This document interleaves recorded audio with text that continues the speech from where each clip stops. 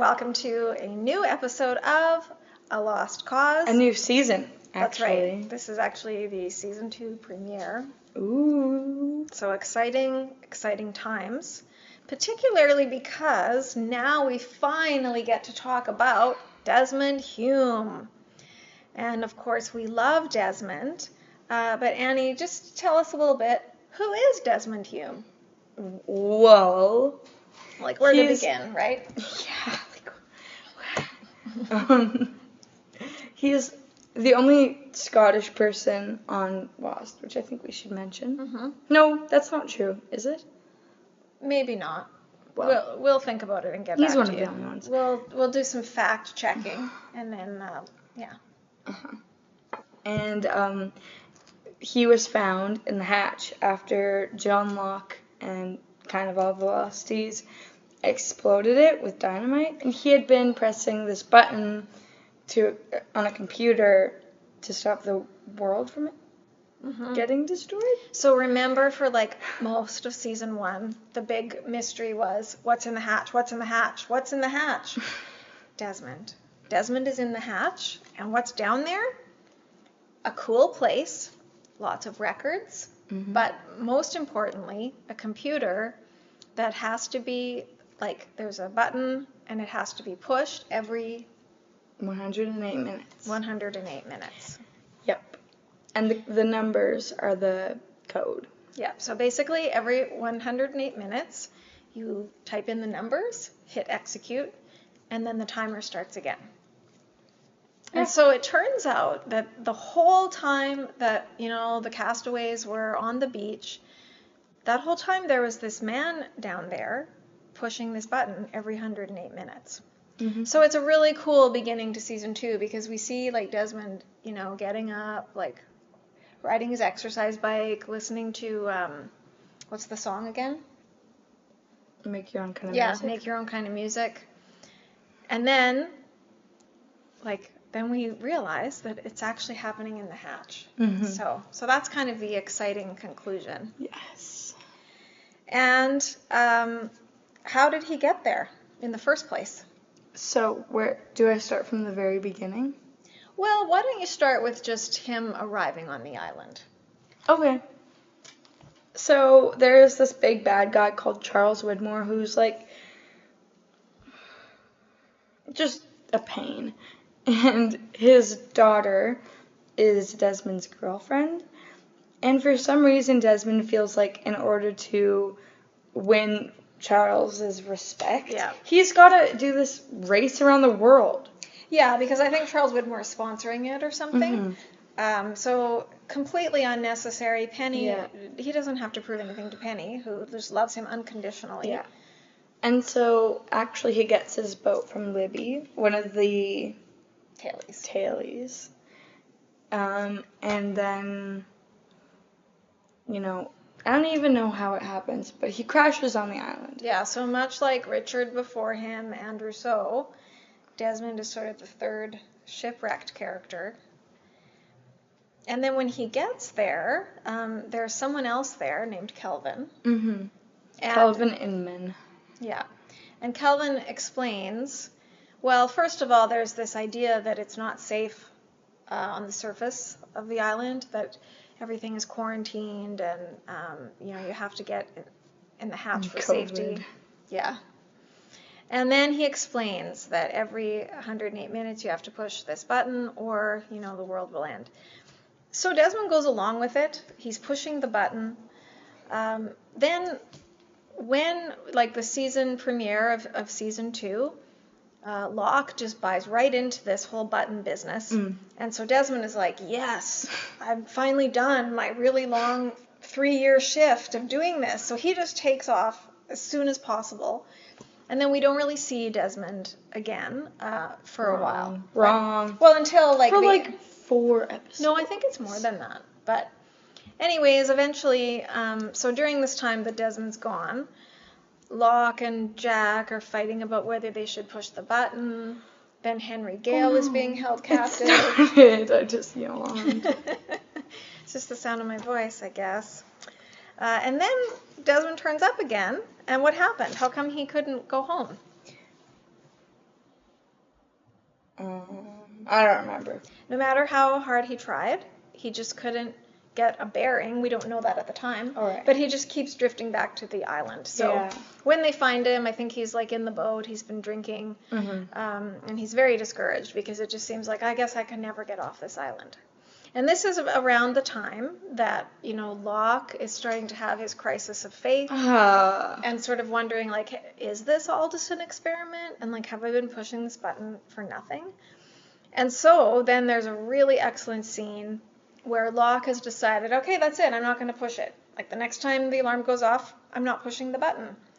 And then at the very same time, Desmond is, like, asking questions, and he's like, well, why not? And Locke explains how he was in the Pearl, right? And he saw the orientation video there, which made him believe that it is all an experiment, that it was just one of the Dharma stations, and the whole point of it was to see if they could get people to keep pushing the button. So then Desmond's like, well, like, where's this printout? Like, and part of what Locke found was, like, this long, long printout, but there's actually keeping track of every time the button had been pushed. So then Desmond's like, what day did you guys crash here? And then we make an amazing discovery, which is what? That Desmond crashed the plane.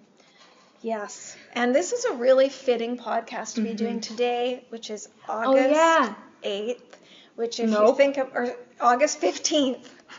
Sorry, blooper, my blooper.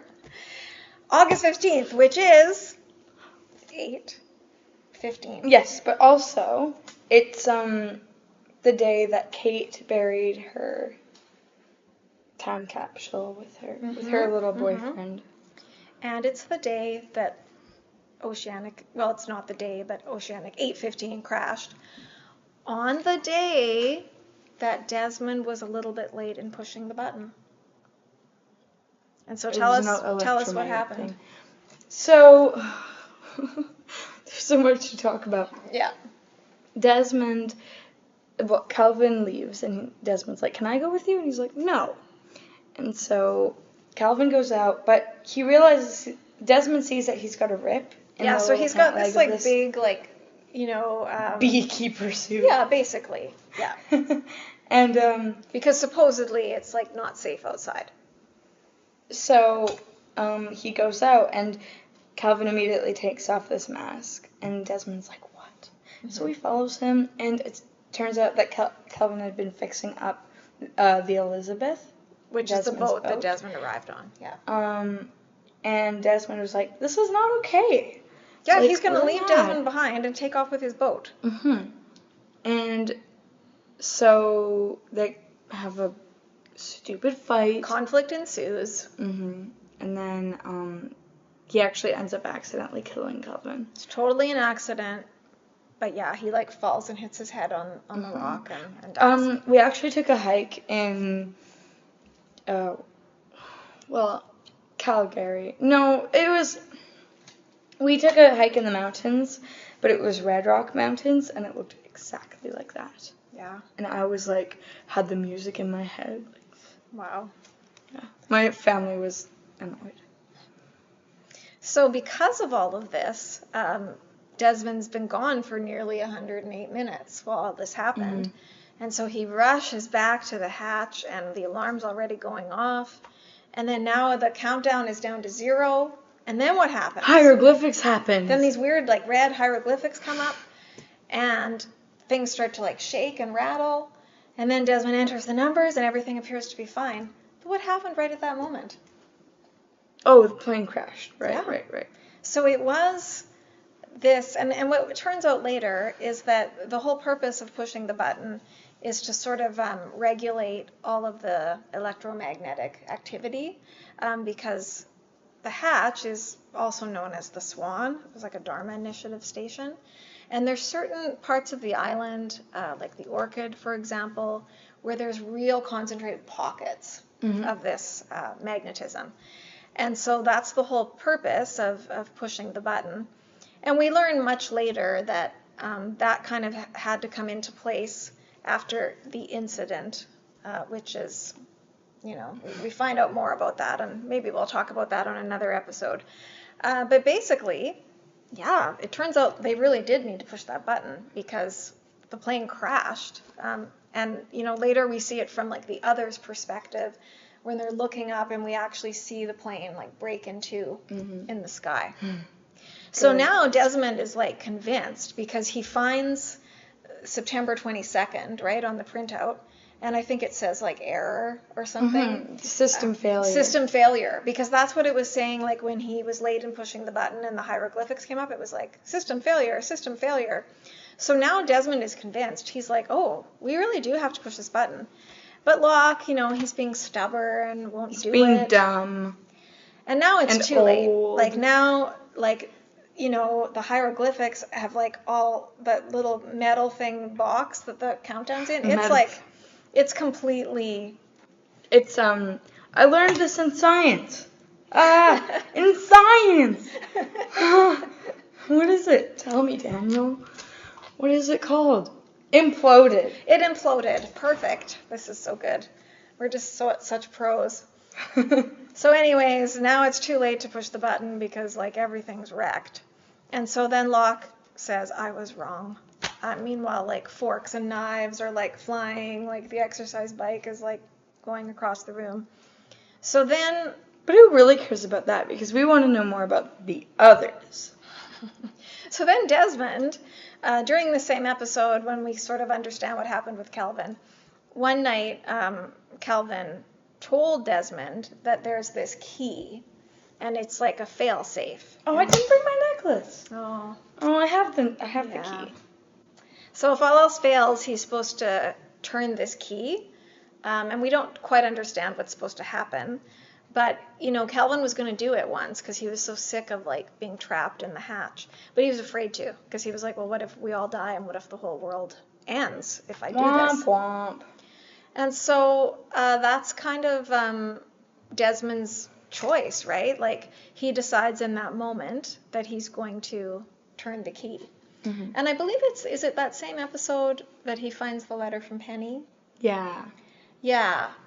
So I think, like, after the plane crash, but before he's discovered down there, Desmond sort of lost all hope, and he's kind of thinking of just ending it all.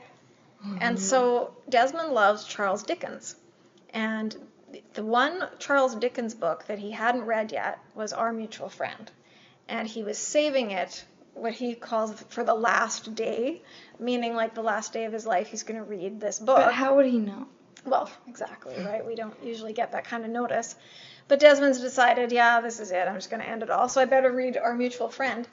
And then when he opens it, there's a letter from Penny. And it's really, really beautiful. And she says, well, if you're, like, reading this, like, you must not be doing very good because you think that it's the end. But then, she says something like all we need is, like... All we really need is one person who truly loves us. Yeah. And you have her. And you have her. So then... So sweet. It's beautiful. And so then Desmond, he's got new hope, and so he keeps going. So then in this moment now, flash forward to the hatch is imploding, everything's falling apart, and so now he's really got to take this leap of faith and turn the key. And before he does it, he says, I love you, Penny. Do it. I love you, Penny. Yeah, very good. And, I mean, it works in a sense, right? Because the sky turns purple, the world doesn't end, but, like, the hatch is just completely... Oh, and, like, I hate that scene, especially because of how loud it would be. Like, little Aaron. Yeah. His little ears. And it was sad to see the hatch go. And I think we got the barracks. Yeah, but, like, we talked about this in the John Locke episode, how they did eventually have to have a scene where they don't push the button because there's so much debate about it. Like, what if we don't do it? Also, like, what, the rest of the show, it's just constantly going to be, oh, I have to go push the button. Sorry, I can't go to the others right now. But I just really loved that there was this place, like the hatch. It was just a different, like, setting, and it was, because they're out in the open. Before we discover the barracks, like, we don't have any sense of kind of an inside, right? Wow, the barracks are the best. I don't know, I really like the hatch. I really like the style of the hatch. Maybe that's just because it was designed by my alter ego, Brzezinski. as the swan, the famous swan that he's so worried people are going to spy on. But I think he did a very good job on the hatch. It's so annoying. So then after Desmond turns the key, we learn that, he was exposed to a huge amount of this electromagnetism, and it really affects him from that moment on. And so what does it do to him? He actually goes back in time. Yeah, so at that moment when he turned the key, and we're not really sure, like at one point they kind of explain it as he doesn't physically go back in time, just but mentally. His consciousness goes back in time. Yeah. And so he's back with Penny, he's living with her, and he's like, oh, I'm gonna actually he goes to Charles Widmore and he's like, gonna ask to marry Penny, and Charles is like, no. Like couldn't be a bigger jerk about it. Yes, and he has a little spiel about this McCutcheon whiskey, which is actually, brought back a lot. Yeah, several times. Yeah, it's one of those, threads that kind of keeps coming up. And he's just so insulting. No. Oh, yeah, sorry. I was just wondering, because I was like, what's that one? It's John Locke. John Locke and his father have it. Saeed has it. Okay. In He's Are You. Yeah, all those. Yeah.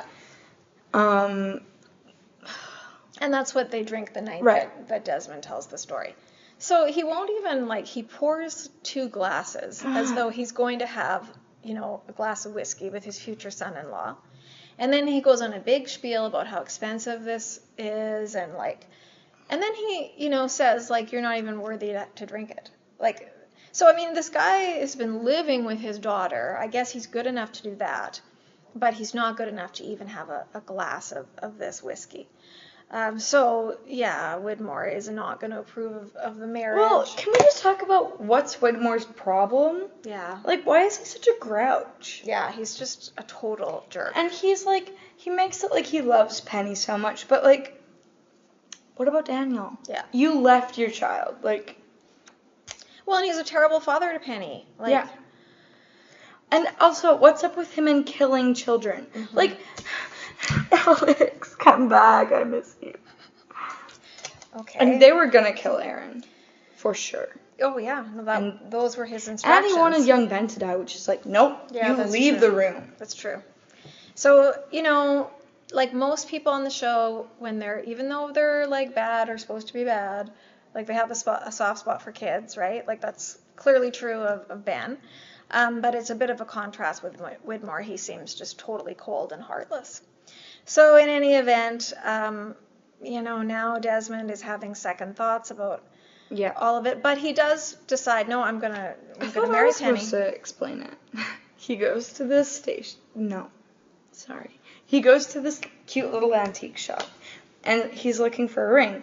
And this lady, Eloise, is there, and she is like, oh, do you want this ring? And he's like, yes, I'll take it. And she's like, no, you don't. You have, second thoughts. You don't do it. And it's super weird, because she's like, you don't ask Penny to marry you. Yeah. You have to go to the island, and he's like, what? And so then she explains through this, graphic, Wizard of Oz demonstration of death. Yeah. That, whatever happens, happens. So, so there's this guy, and he got a building fell on him in his red Converse, the Wicked Witch of the East. But moments before that, he was nearly killed another way. No. Yes, we had this argument before. It's an illustration that it's going to happen no matter what you do. This is her example of the universe self-correcting. Right? Yeah. So, that didn't happen. He just had a paper, and then he walked over there and then got crushed by a building. Well, the point is, you can try to change the past and then she says, oh, if I would have warned him, the next day he would have been run over, the next day he would have died. Right. This way. Because the universe course corrects. That's right. So then Desmond is all freaked out by this. He decides not to marry Penny. He breaks up with her. Like, right after they take that classic picture of them, like, moments later, he breaks up with her, which is just, like, so frustrating. Like, and as much as I love Desmond, he's probably my favorite character, there are moments where it's like, why does Penny put up with this, you know? And she's sort of like... It reminds me of Arwen and Aragorn. It's very much like that. That, like, Aragorn just can't live up to his destiny, right? Like, he thinks he's unworthy. Arwen believes in him, but it doesn't do any good with all this self-doubt. And it's kind of the same as Desmond. Like, Penny doesn't care what her dad thinks of him at all. She loves him. But Desmond just can't let it go. Mm-mm. And so then, sadly, while he's there, like, kind of in this flashback, then Desmond is like, oh, you know what? I can change the future. I am going to marry Penny. But then right at that moment, he's back on the island. Mm-hmm. And so this all comes out one night because, you know, as we talked about in the Claire episode and the Charlie episode, Desmond seems to have some sort of premonition about Claire. It appears, Claire getting hurt, and, you know, he saves her a couple times. And so Charlie and Hurley are like, we got to get to the bottom of this.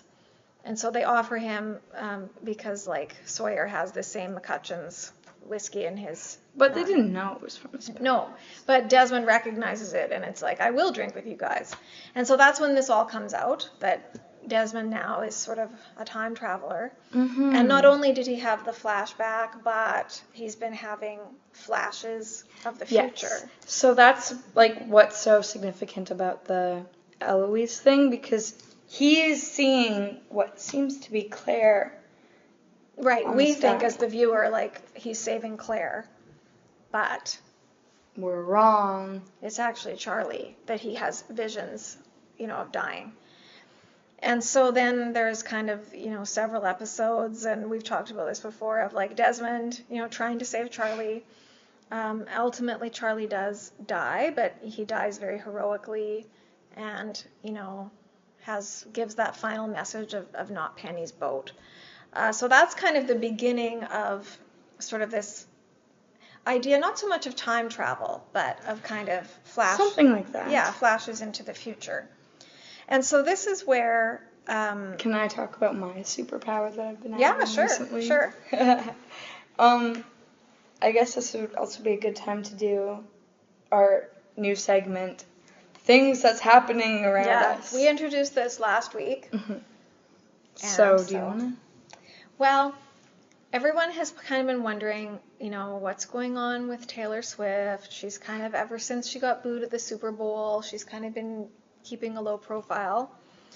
So we're bringing this up because we are a podcast, but we anticipate that, like, this week we will not hit number one of the podcasts because Taylor Swift's boyfriend, Travis Kelce, and his brother, they have a podcast slightly better rated than ours. Hardly. Like, it's called New Heights.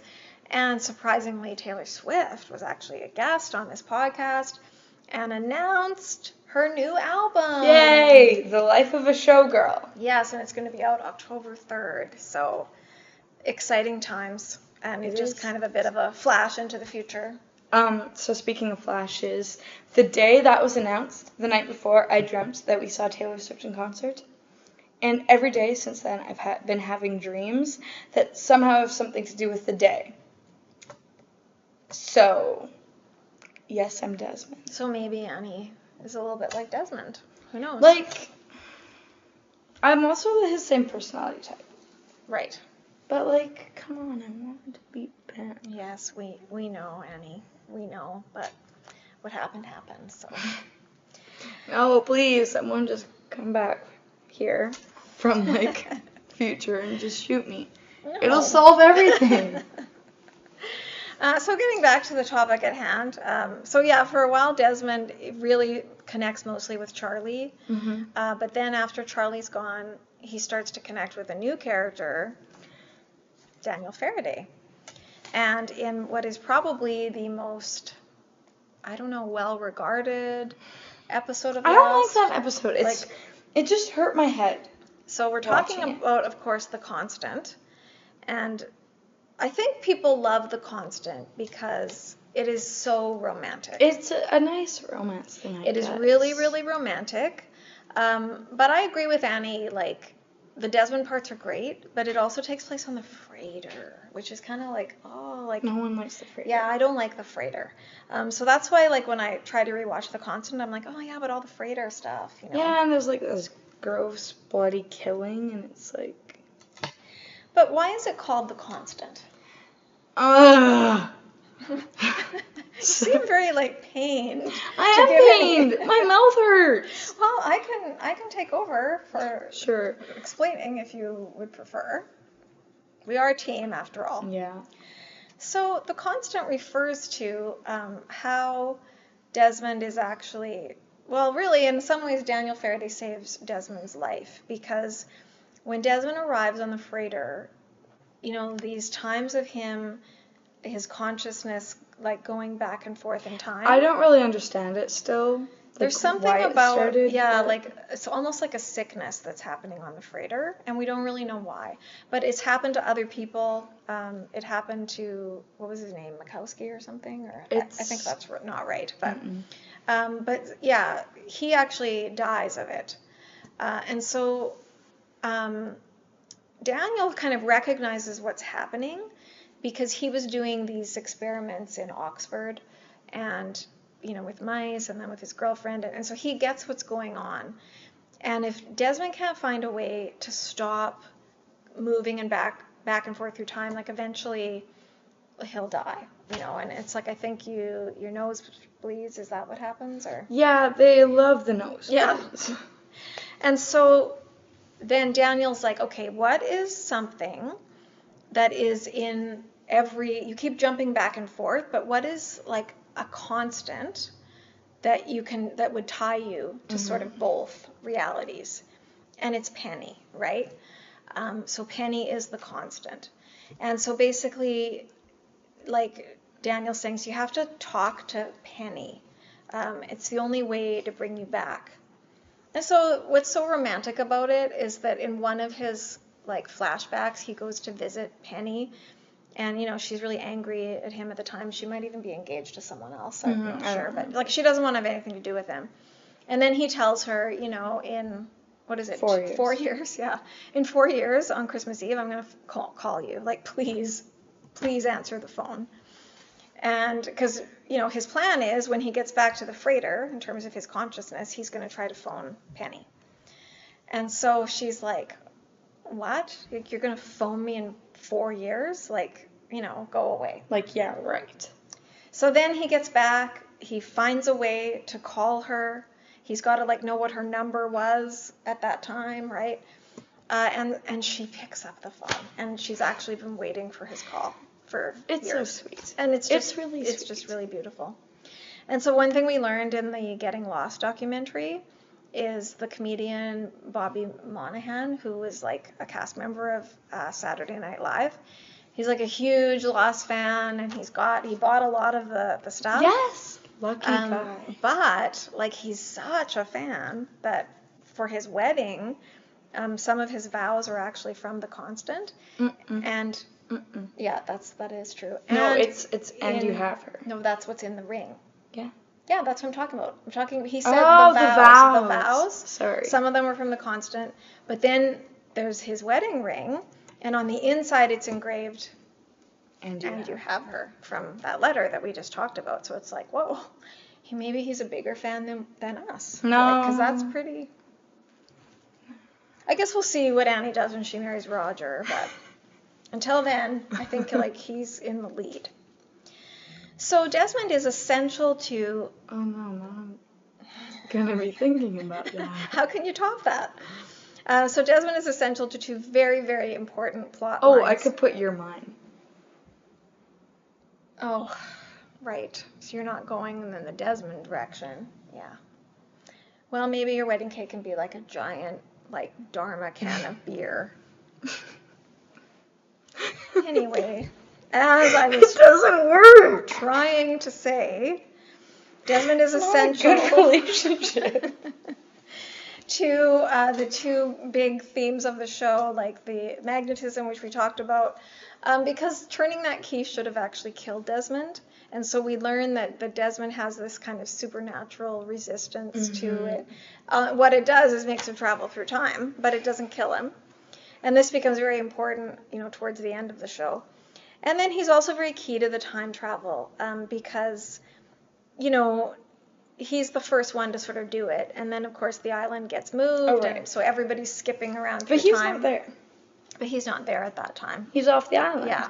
But, the rule on Lost that Eloise was trying to, bring home to Desmond, what Daniel Faraday is always trying to explain to everybody, what happened. You can't change what happened. But Desmond is the exception. So there's a scene where Daniel, even though he really believes in the whatever happened rule, he tries knocking on the door of the hatch to talk to Desmond. And keep in mind, this is, they're skipping through time, and it happens to be a time when Desmond is just there by himself. It's before Oceanic 815 has crashed. It's before he's met Daniel Faraday. But Calvin's there, right? I don't know if Calvin is. Well, yeah, he must be. Yeah. And so anyways, Desmond answers the door. So, Daniel's like, well, I don't know if this is going to work because, this didn't happen. When the first time, I didn't knock on that door and Desmond didn't answer it. So this is going to change everything. Is it going to work? And it does. And Desmond answers the door. And then, where Desmond is in time, he sort of wakes up the next morning with the memory of having spoken to Daniel Faraday. And that's why he decides to try to find Eloise. Because that was really Daniel's message, right? Was to find Eloise. So it's just cool that Desmond is sort of this exception. And then every week we like to have a shout out. And so we have a couple shout outs today. So I am a particular fan of the actor that plays Desmond, Henry Ian Cusick, because she's all over. Well, the first time I ever saw him was, there he is, and this is the movie called The Gospel of John. It's my favorite Jesus movie, which is saying a lot, because it is word for word the Gospel of John. They don't add anything. It's just right from the Bible, and it's just my favorite portrayal of Jesus. So it's very meaningful to me because we all have kind of our picture in our minds of Jesus, and not just what he looked like, but what he was like and how he treated people. And we all know the words on the page of what he said, but how did he say those things, right? And I just love Henry Ian Cusick's portrayal. I just love the way that he represents Jesus. So it's very special to me.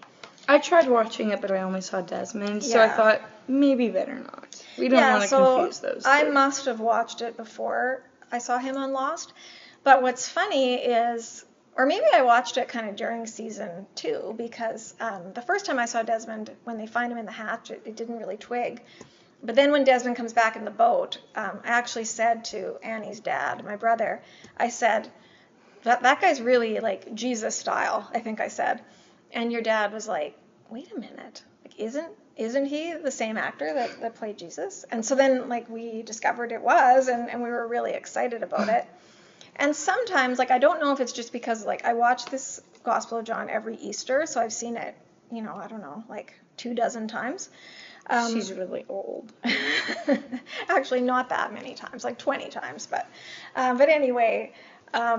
So he's so familiar to me as Jesus. Sometimes I kind of wonder if the show was trying to make him look like Jesus, because there's certain scenes where just when his hair is long and he's got the deep V. The blue shirt. Yeah. In tribute to Desmond. He seems very Jesus-like. So I don't know if that's intentional or not, but there's definitely a lot of religious associations with the character of Desmond. For example, I really feel like Desmond is very much like an Old Testament prophet, because the prophets could, of course, prophesy about the future, and they'd get visions of the future, much like Desmond. And I feel like the show kind of nods to this, because towards the end of season 6, he actually gets put in a well. And the same thing happened to the prophet Jeremiah, that he was kind of imprisoned in a well. So I feel like that's a bit of a nod. Ah. And he's also, I mean, there's more than one sort of Jesus figure on Lost, like we've talked about, but he is definitely willing to sacrifice himself. We see that with Charlie, like he tries to go in Charlie's place. At the end, when they want him to, like, you know, get exposed to all of this electromagnetism, he's willing to do it. So I feel like there's lots of great kind of, biblical religious imagery with Desmond. Mm-hmm. And he's also very essential to the Sideways, which is just another we didn't great mention our mutual friend. That was going to be our other... and then, so yeah, that's our first shout-out. Thank you for reminding me. The second shout-out we've mentioned is the book Our Mutual Friend. We tried to find a copy, but... I forgot. But, Sorry, guys. Charles Dickens is a great writer. I have read Our Mutual Friend. It isn't like one of his more famous ones, but I think they kind of did that on purpose, right? It's also the boat. Yeah, it's the name of the boat that Penny's on. So yeah, I guess we didn't really finish the story with Desmond. He does leave the island with the Oceanic Six, and is actually, they are kind of rescued by Penny's real boat. Even though the freighter was not Penny's boat, she does find them. It's really sweet. Yeah. And they're reunited. And what's great this time is and Desmond... Penny's so great then. Like, she's playing with little Aaron. Well, and she's so forgiving. Like, she waited so long for Desmond. And I'm so glad that this time Desmond doesn't, like, mess it up. He doesn't waste any time. He's not going to, like, I'll go around the world again. He just marries her. Like, they get married. They have a baby. They name him Charlie. And it's just wonderful. And we actually see, like, her give birth, and so it's great. But then we also see Desmond again in the Sideways, and this is our first introduction to people kind of, like, we call it waking up. And it is a real tearjerker of a scene, because strangely enough in the Sideways... what is it again? I don't remember. I know Annie really doesn't like this, but in the Sideways...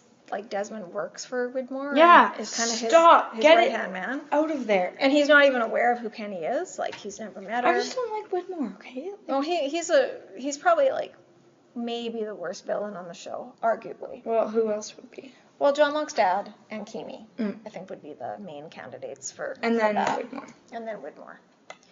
But then, yeah, so Desmond, has no idea. He's actually on the flight in the Sideways. Yeah, I didn't like that either. So everything's different.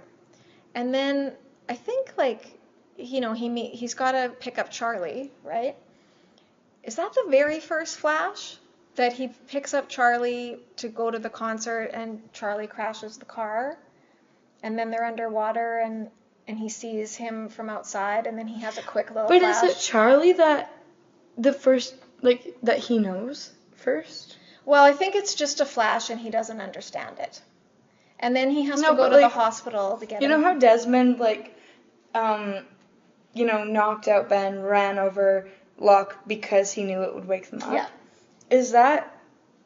Did Charlie already, know how to make him up? I think so. I think, Charlie, because Charlie has a near-death experience on the plane, right? Oh, right. That's right. And so he... I think he's starting to figure it out, and he's going to try the same thing with Desmond to see if it works, and it starts to, and then I think as a result of that accident, Desmond has to go to the hospital, and he's in the, is it an MRI machine? And so there's the magnetism probably. Oh, and then he gets these flashes of Penny.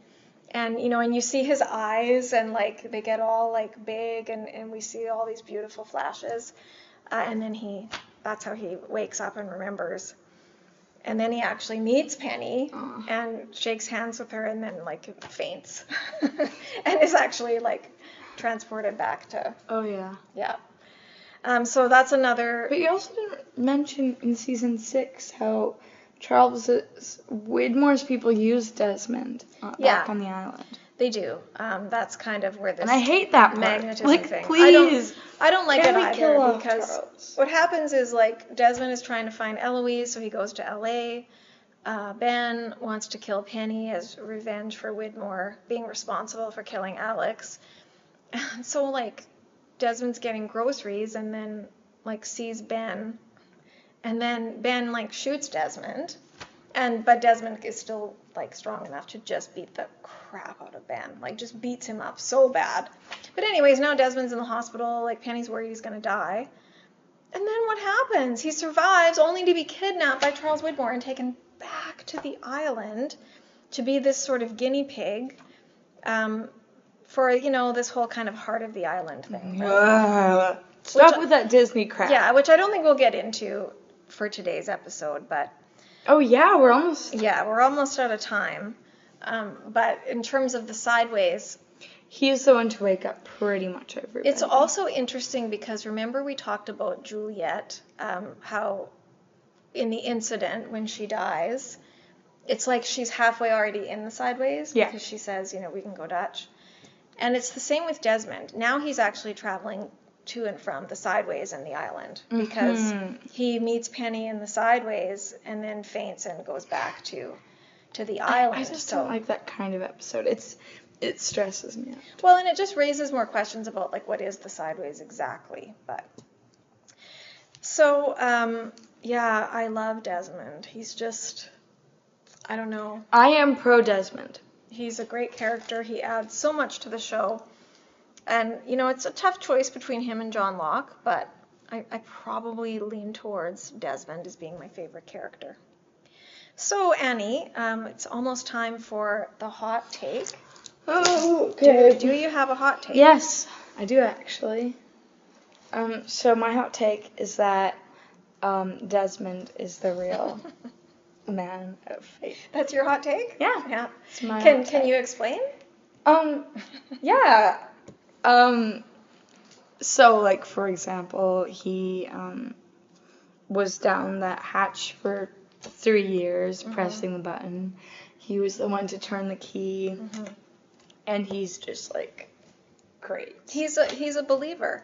And we always give, no disrespect to John Locke, we always give John Locke, kind of the title of, he's the man of faith, right? Jack is the man of science, Locke is the man of faith. And supposedly he was, like, demonstrating this faith by pushing the button.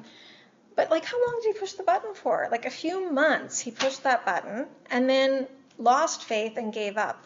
Desmond kept pushing that button every 108 minutes for 3 years. And for, like, a while, too, after Calvin was gone, he's all alone down there, having to, like, through the night, wake up, set an alarm every 108 minutes. That's, like, not even 2 hours in between, right?